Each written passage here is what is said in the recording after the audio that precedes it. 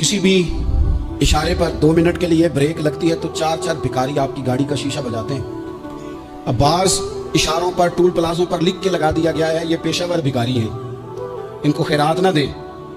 लेकिन मेरा सवाल ये है कि उन सारे भिखारियों को एक जगह पे खड़ा करके पूछना किसने है कि तुम भीख क्यों मांग रहे हो? उनके घरों तक उनके साथ किसने जाना है? कौन आदमी है जो जाके उनसे कहेगा कि जनाब तुम क्यों खैरात के लिए खड़े हो, तुम्हारी मजबूरी क्या है? क्या रियासत की, हुकूमत की, ताजर की, मालदार की, तगड़े आदमी की ये ड्यूटी नहीं? उन तक रसाई किसने हासिल करनी है? वो बेवा जो पिछले साल दरवाजे पे ज़कात लेने आई थी वो इस साल भी आई है। वो खातून जिसे पिछले साल आटे का थैला दिया था वो इस साल भी आई है। वो खातून जो पिछले साल 4 बच्चों को साथ लेकर के छोटों को आई थी वो आज भी उसी तरह कशकोले तलब दराज किए हुए है। और हजरत उमर क्या फरमाते हैं? सैयदना फारूक आजम रदी अल्लाह तआला अन्हु इरशाद फरमाते हैं, इसको इमाम बहकी ने और इमाम सुयूती ने नकल किया है। हजरत उमर फरमाया करते थे कि अगर मैं जिंदा रहा तो इराक वालों को मैं तुम्हारी बेवाओं के लिए जरूरत का इतना सामान कर जाऊंगा कि बीबी जब तक जिंदा रहेगी किसी की मोहताज नहीं होगी। उसके लिए इस तरह के असबाब पैदा कर दिए जाएंगे कि उसे हाजत नहीं होगी। उसके लिए मुस्तकिल बुनियादों पर उसके अखराजात देखकर उसके लिए एहतमाम कर दिया जाए। उसे दोबारा कशकोले तलब दराज करने की जरूरत नहीं पड़ेगी। एक सहाबी थे हजरत जनाब सैयदना खफाफ बिन ईमा गफ्फारी रदी अल्लाह ताला, इन्होंने बड़ा किरदार अदा किया था मैदान उहद में, इन्होंने और इनके साहिबजादे ने। तो इनकी बेटी एक दिन हजरत उमर के पास आई। अब वो बेटी ब्याह के जा चुकी थी, उसकी शादी हो गई थी। हजरत खफाफ बिन ईमा रदी अल्लाह ताला की साहिबजादी अपने ससुराल चली गई थी, वहां उसका खामद इंतकाल कर गया। वो खातून वापस आ गई, हजरत उमर से मिली, बेवा औरत। उस बेवा खातून ने आके यहाँ तो मेरे भाई को फौजी बेचारे जिनकी बीवियां, जिनको एक तकरीब में तो खूब एवार्ड देने के लिए बुलाया जाता है, मैंने यतीमी का वक्त गुजारा है, मुझे पता है कि 2-4 महीने लोग आके कहते हैं कोई हुक्म होया तो 10 आ जाए। फिर जब 1 साल गुजर जाता है तो फिर लोग कहते हैं 4 भरा ने काम क्यों नहीं करते? तो ऐसे तो नहीं ना कि अपा ऐसे ही चला गया था, बड़ा कुछ दे के गया है, किधर है फलानी चीज? लोगों का नजरिया थोड़े अरसे के बाद और हो जाता है। आपने बड़े बड़े शुहदा के घरों में अवार्ड तो दिए, क्या कभी आपने पलट कर दोबारा गौर किया कि उनके बच्चे कहाँ हैं, उनकी बेवा किस हाल में है? वो जमाने की तेज धूप और तेज आंधी का मुकाबला कैसे कर रहे हैं? बगैर बाप के जो इंसान को खुले आसमान तले वक्त गुजारना पड़ता है वो कितना को मुश्किल होता है। वो किस तरह टाइम गुजार रहे हैं ये कभी सोचा लोगों ने? यहाँ तो निरंगी सियासत दौरान तो देखिए मंजिल उन्हें मिली है जो शरीके सफर न थे, जो निकले ही नहीं थे वो मंजिल तक पहुंच गए, और जिन्होंने जवानियां गुजार दी वो रास्ते में रह गए। हजरत खफाफ बिन ईमा की साहिबजादी बेवा होके आ गई, बच्चे साथ थे, सरे राह जनाब उमर से मिली और मिलके कहने लगी, हुजूर मैं उस सहाबी की बेटी हूँ जिन्होंने ओहद वाले दिन अपने बेटे के साथ मिलके मुआसरा किया था, बच्चे मेरे यतीम हो गए हैं, मैं बेवा हूँ। हजरत फारूक आजम रज़ी अल्लाह ताला अन्हु ने फहरिस्त नहीं मांगी, खर्चे की डिटेल नहीं मांगी, तुम आना फलाने से मिलना, परसों 9 बजे आ जाना दफ्तर, ये कोई बात नहीं की। हजरत उमर गौर से खड़े उस बेटी की बात सुनी, छम छम सैयदना फारूक की आंखों से आंसू गिरे, दौड़ के घर गए, एक ऊंट निकाला, वहां से माले गनीमत का माल के भर के 2 बोरियां, और बोरियों में क्या था? चांदी भी थी, नगदी पैसे भी थे, कुछ जरूरत का सामान भी था, गल्ला भी था। 2 बोरियां भर के ऊंट पे रख के खुद लगाम उस बेटी के हाथ में थमा के का पुत्र सामान भी तेरा है, ऊंट भी तेरा। नबी पाक सल्लल्लाहु अलैहि वसल्लम की हदीस है मुस्लिम में, तबरानी में, हुजूर ने फरमाया आओ मैं तुम्हें पिछले जमाने के एक ईमानदार नौखेद वली अल्लाह की बात सुनाऊं। पिछले जमाने, हुजूर ने फरमाया पिछले जमाने में एक बादशाह जादू के जोर पे हुकूमत करता था। जब वो एक जादूगर उसने रखा हुआ था तो जादूगर उसको जादू बताता, वो जादू के जोर पर हुकूमत करता। जादूगर बूढ़ा हो गया तो कहने लगा बादशाह को नौजवान मेरे पास भेज दे, मैं बूढ़ा हो गया, मेरा पता कोई नहीं, कम मर जाऊं। एक नौजवान की ड्यूटी लगाई, बड़ा जीरक समझदार, अपने रियाया में से चुन के जो ज़हीन फितरत मिजाज बच्चा था वो उसने लगाया। अल्लाह के महबूब अलैहिस्सलाम फरमाते हैं बच्चा जादू सीखने लगा, वक्त गुजरने लगा। बच्चा जब जादू सीखने जाता तो रस्ते में एक राहब भी था जो इंजील जानता था, वो अल्लाह अल्लाह सिखाता, लोगों को हजरत ईसा अलैहिस्सलाम की तालीमात से आगाह करता। उसने देखा कि यहाँ भी लोग इकट्ठे हैं तो वो बच्चा उस राहब के पास भी उठने बैठने लगा। अब जब उसके साथ उसकी गुफ्तगू बढ़ने लगी तो उसको बातों में लज्जत आने लगी। उसने राहब ने पूछा कि तू कौन है, किस तरह से आया है, क्या तेरा मामला है? उसने कहा जी मैं जादू सीखने जाता हूँ, आपकी बातें मुझे बड़ी अच्छी लगती हैं। उसने कहा दीन सीख, जादू सीखने वाले काफिर हो जाते हैं, कुरान और दीन सीखने वालों को अल्लाह कामिल ईमान अता फरमाता है। फरमाया ये सीख। बच्चा बैठने लगा, उसके पास आने लगा, बातें दिल में घर करने लगी। एक वक्त आया कि मुसलमान हो गया, और मुसलमान कैसे हुआ? बच्चा कहता मैं तजर्बा करके हुआ। अब मैं थोड़ा सा वक्त जादूगर के पास भी जाता और बाकी सारा वक्त वहां बैठता। میں ایک دن جا رہا تھا تو رستے میں ازدہا تھا، بہت بڑا سانپ تھا، رستہ روک کے کھڑا تھا. یہ حضور نے بیان کی حدیث. نبی پاک صلی اللہ علیہ وسلم فرماتے ہیں بچہ کہتا ہے کہ رستے کے اندر سانپ ہے، رستے بند ہے، لوگ چھتوں درختوں پہ چڑھے ہراش ہے.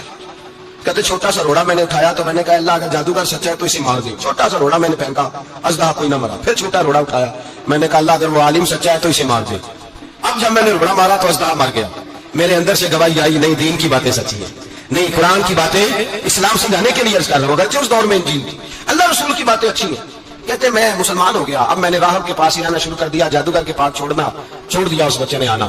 بادشاہ پوچھتا کہاں جانا وقت گزارتے ہو، تو بات گول کر دیتا. وقت تیزی سے بڑھنے لگا. اللہ نے اس نوجوان میں طاقت پیدا کر دی.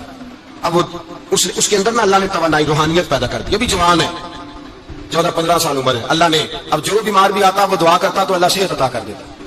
جو بھی آتا. بادشاہ کا ایک درباری تھا، بادشاہ کو پنکھا جلتا تھا، وہ اندھا ہو گیا. کوئی ایسی تکلیف آئی کہ نابینا ہو گیا. بڑے علاج کرائے، شفا نہیں ہوئی. کسی نے اس بچے کا پتہ بتایا کانوں میں. اس کے پاس گیا تو بچہ کہنے لگا شفا تو ہو جائے گی پر کلمہ پڑھنا پڑے گا، مسلمان ہونا پڑے گا. جس پیغمبر کا میں غلام ہوں تجھے بھی بننا پڑے گا، دین پہ عمل کرنا پڑے گا. اللہ شفا دیتا ہے. اس نے کہا تو مجھے کلمہ پڑھا، مجھے شفا دے، میں تیار ہوں. اس نے کہا شفا تو اللہ دیتا ہے. اس نے اللہ تبارک و تعالیٰ کا ذکر کر کے دعا مانگی. یہ مسلم شریف میں حدیث ہے، طبرانی میں موجود ہے. اللہ نے اسے شفا دی، اس نے کلمہ پڑھنا شروع کر دیا.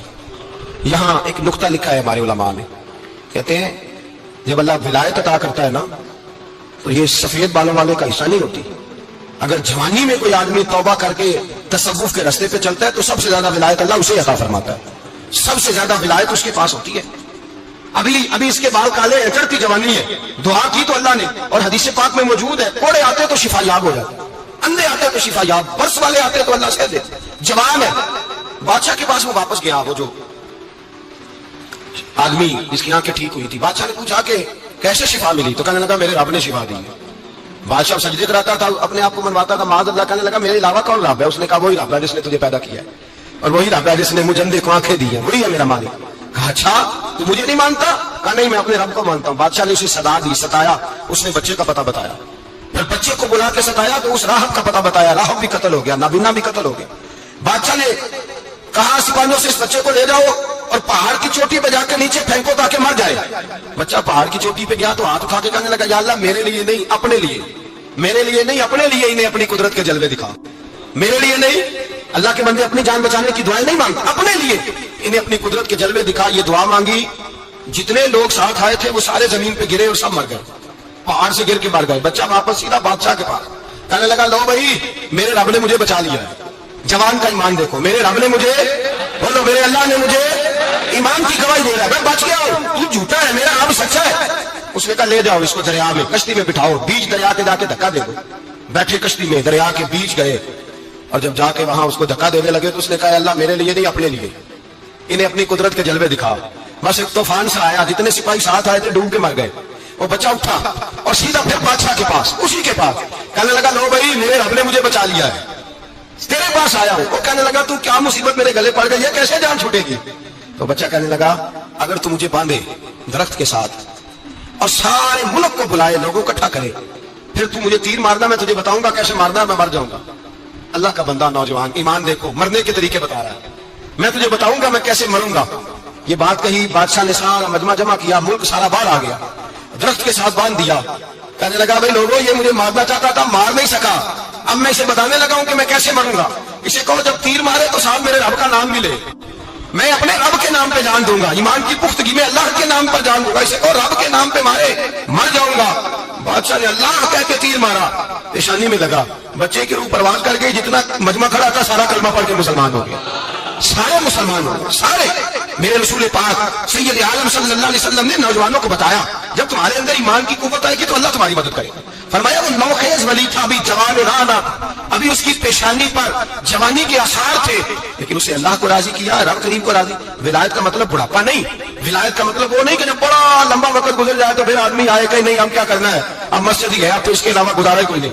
تو اس وقت کا آنا اللہ کی بارگاہ میں قبول تو ہے، لیکن شاباشی اسی کو ملتی ہے جو جوانی کا وقت آئے، جو عین اس وقت آئے جو وقت. میرے رسول پاک علیہ السلام کے غلام عبداللہ ابن عمر، حضرت عبداللہ ابن عمر رضی اللہ تعالیٰ عنہ فرماتے ہیں کہ میں نکلا، مجھے سفر کے لیے جانا تھا، تو تھوڑی سی کھجوریں، تھوڑا سا سرکہ، ایک شہد کی بوتل چیزیں میں نے سفر کے لیے ساتھ رکھ لی. میں جب مدینے سے باہر صحرا میں نکلا نا تو رمضان نہیں تھا، غیر رمضان تھا. میں نے ایک نوجوان کو دیکھا بکریاں چرا رہا، बकरियां चरा रहा है जवान। आप फरमाते हैं उसका चेहरा बड़ा नूरानियत वाला, गर्द पड़ी हुई पर बड़ा हसीन। फरमाते मैंने उसको कहा कि आ जाओ खाना खा लो, रोजे भी नहीं थे। कहने लगा नहीं मैंने रोजा रखा हुआ है। फरमाते मैंने कहा पता करूं कि मेरा नेक ही है कि परहेजगार भी है। नेक वो होता है जो नमाज पढ़े रोजा रखे, परहेजगार वो होता है जो गुनाह से बचे, वो परहेजगार होता है। कहा पता करूं परहेजगार भी है कि नहीं। कहते मैं करीब गया तो मैंने जाकर उसको कहा भाई तेरी बकरियां बड़ी प्यारी है, मेरा दिल करता है एक बकरी मुझे दे दो। कहते वो जवान, गुर्बत भी, परेशानी भी, पर दामान तवक्कुल की ये खूबी है कि उस पर पाबंद लगे होते हैं, धब्बे नहीं होते। गुर्बत है। कहा जनाब एक बकरी दे दो। आने लगा जनाब बकरियां मेरी नहीं, बकरियों का मालिक कोई और है।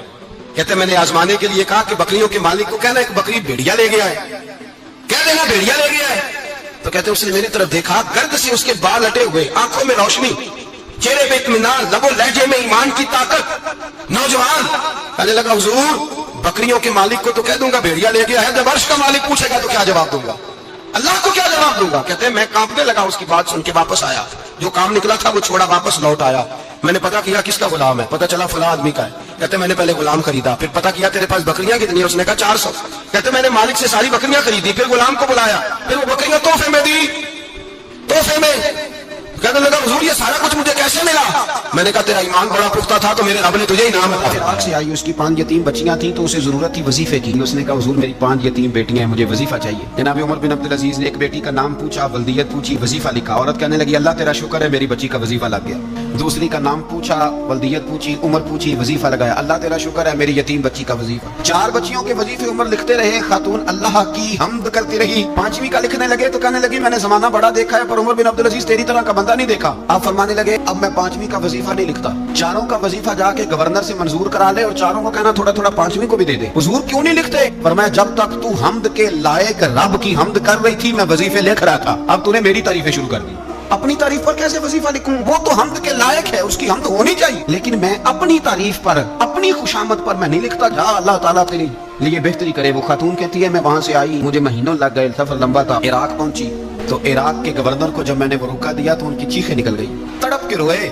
मैंने कहा क्या हुआ। कहने लगी बीबी जिस नेक आदमी ने तुझे ये लिख के दिया था ना, चंद दिन हुए उनका इंतकाल हो गया। वो खातून फिर रोई, कहने लगी यतीम बेटियों का अब क्या बनेगा। आप मानने लगे बीबी जब अमीर उमर बिन अब्दुल अजीज जैसा हो तो गवर्नरों को भी अल्लाह कुछ तौफीक दे ही देता है। अगर उन्होंने तेरा वजीफा जिंदगी में लिखा था तो तू फिक्र ना कर, जब तक मैं जिंदा रहूंगा वजीफा पहुंचता रहेगा।